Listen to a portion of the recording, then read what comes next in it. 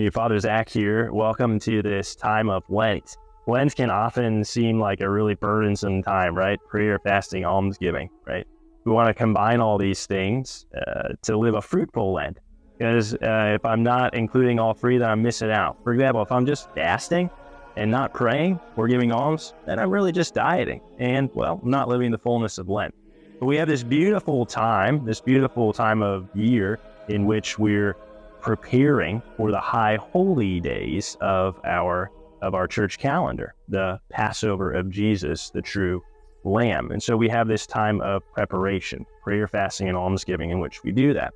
The Catechism explains Lent in a beautiful way. It says this: by the solemn 40 days of Lent, the Church unites herself each year to the mystery of Jesus in the desert.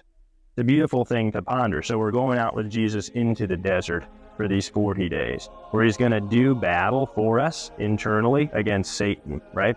We're going to look at Jesus, what he does in the desert, through the context of him as a new Adam, right? He's going to undo what was done at the fall with Adam and Eve. He wants to do this to reform the interior man in each one of us. So if we go back to Genesis, we can see there's a threefold part of the fall that Eve undergoes, right? When she's looking at the fruit, it says this, that she looks at the fruit and she sees that the fruit was good for food, pleasing to the eyes, and the tree was desirable for gaining wisdom.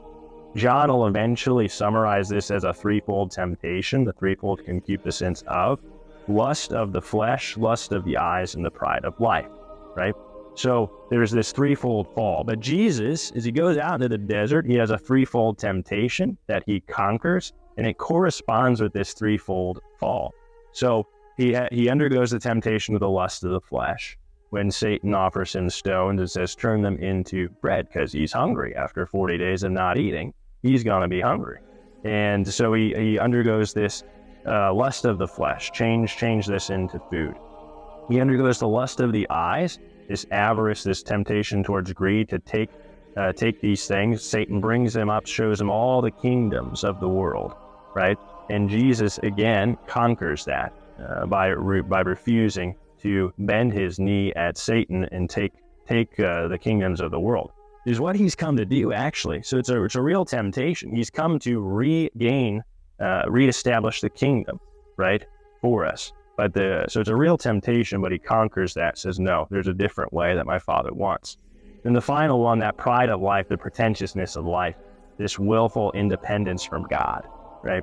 And so he's brought up to the parapet of the temple, show that you're the Son of God, throw yourself down, the angels will protect you, right? And he says, you should not tempt the Lord your God. So he undergoes that threefold temptation for us, right?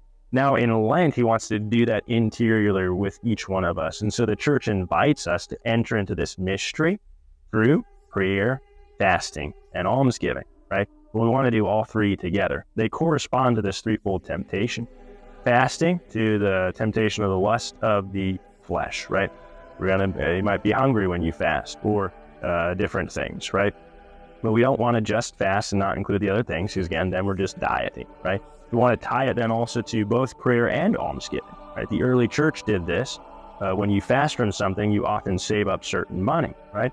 Fast from my Chick-fil-A. I save up about $50 from chicken sandwiches. Lots of chicken, right? But now I'm able to give that money to the church or to a charity, the money that I save from not using it. So almsgiving does that against that second temptation, lust of the eyes, right? Where there's things that I want for my own. And the almsgiving combats that by, rather than hoarding things for me, in my generosity, I give these things to those in greater need.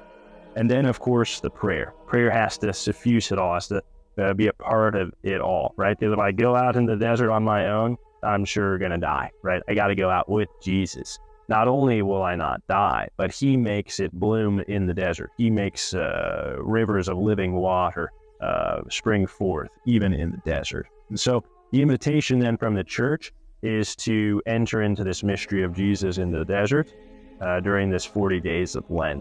I'd like to invite you to consider incorporating each of those elements during these 40 days as we prepare for that high holy days of the Holy Triduum, the Passover of Jesus, the true Lamb of God, in which we'll be able to celebrate his death and his glorious resurrection.